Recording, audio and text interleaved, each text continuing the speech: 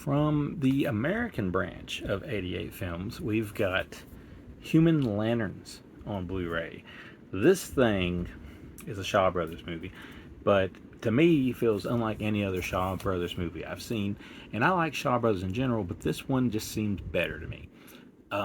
It's almost like you made a giallo in Japan, if that makes sense, because you've got all the things that you like about Shaw Brothers films with the karate and the action, but yet you've got like that taste of Argento or Bava mixed in here with very bloody scenes and a horror aspect of it that you don't normally find in movies like this. Now, basically the story of this one is you've got like two rivals, they're disgruntled with each other, and while they're trying to top the other one, you basically have a madman in the middle wearing this little mask right here that is basically picking off everything that they seem to care about. Like, they find people they love and they kidnap them and they turn them into human lanterns. And it's weird. It's a good weird though, because like I said, the movie packs a lot of action. It packs like the turmoil that you normally get with the Shaw Brothers like Oriental film, but it's also got that added bonus of having the killer aspect of it, where some very, very gory and bloody things happen. Maybe some of the earliest, renditions you've ever seen of torture porn, if I may be so blunt with it. This thing is from 1982, a year before I was born, so it's 40 years old. I mean, not quite 40 yet, but this thing's 40. And like I said, if you're a fan of Shaw Brothers and you're a fan of like giallos, then this one is probably going to exactly be what you want to see. It looks good. It's a little huey, a little hazy in areas as far as transfer goes, but the movie looks good, and it's got like a really weird atmospheric tone to it that I appreciate. And I'm a big fan of the kills, especially one scene where the killer just kind of like puts his little machete at the girl's head, like right at her hairline, and blood just squirts up all over the place. And that's early. That's like the first main kill of the movie. So there's a lot more to look forward to before it comes to a conclusion. But all in all, 3.5 out of 5 for me. Good stuff, weird stuff from 88 Films. Now let's look at the inside of this thing. You get the cool little slipcover, which 88 Films to me seems like they go out of their way somehow to produce good quality slipcovers. Maybe not quite as sturdy as a Vinegar Syndrome one, but definitely more so than most. This is a limited edition slipcase.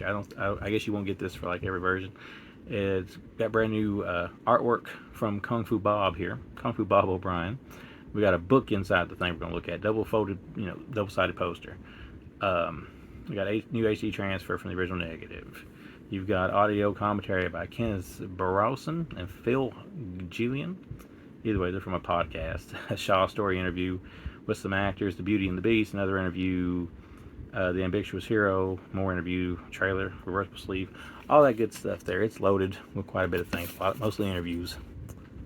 But I don't think you're going to complain with this one when you give it a watch. Here is what this just looks like when you pop that sucker open. Here is our booklet. Pretty cool artwork here all around. There's a little bit of, don't want to spoil anything, but there's your book. There's your one human lantern there. We will look at this here in a second. That's the poster. Here is the disc in the case. We'll pop this sucker out here. We're going to take that all the way out, but there's what your reverse cover looks like. Probably the original theatrical, if it was theatrical back in the day, take on that. And last, but certainly not least, we've got this big old poster that I'm just going to politely unfold. I believe the other 88 Films ones that came out lately was like this. I'm happy to see 88 Films put movies out here in the States. It makes it a little bit more readily available to us, but I do wish they would maybe stray a little bit away from the Shaws and give us something else. But hey, this is probably the best one of the Shaw Brothers films we've seen so far, in my personal opinion, just because it's more horror oriented. There's this one side of the poster, and there is the other. So yeah, cool stuff as always from 88 Films. This is from the 88 Asia, or I think it's 88 Asia, I believe is how they classify it, branch of the label. But this is also, produced by MVD or whatever, distributed by MVD Video. So if you've not seen it, give it a check. Human Lanterns, 1982. Shaw Brothers with a Giallo, I won't say Giallo, twist to it.